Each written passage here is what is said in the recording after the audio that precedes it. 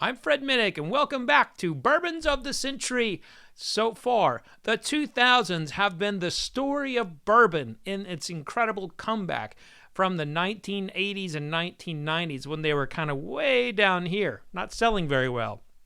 The 2000s have been incredible for bourbon's rise, and at number 17 is one of the greatest comeback stories in all of whiskey. At number 17. Rewind selector.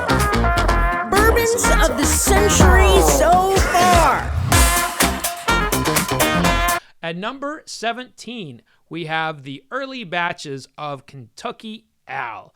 Now, when 2014, nobody knew about the early days of the 1800s when it was a rectified whiskey.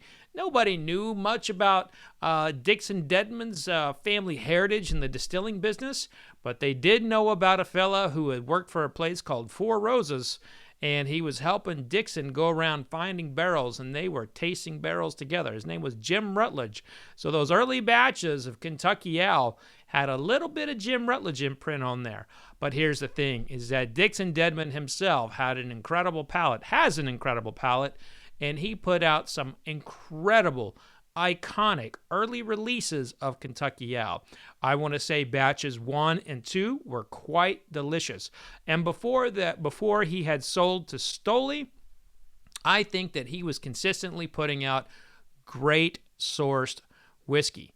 Now, here's the thing about Kentucky Al. They did something that no other brand other than Pappy Van Winkle had done, and they did it with almost no brand equity whatsoever.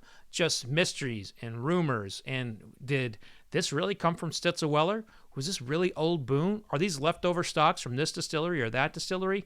Kentucky Al was the only brand I have seen that commanded lines, commanded people standing outside of Liquor Barn and other major liquor stores that would get the releases.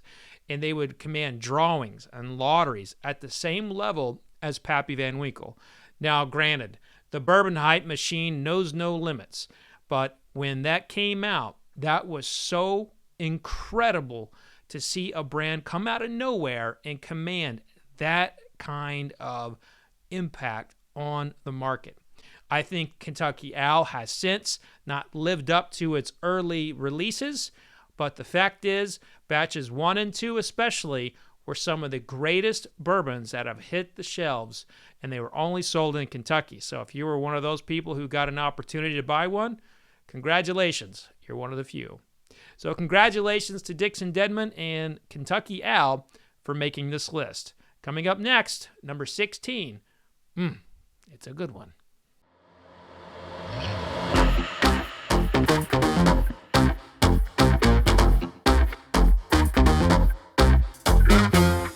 Rewind selector.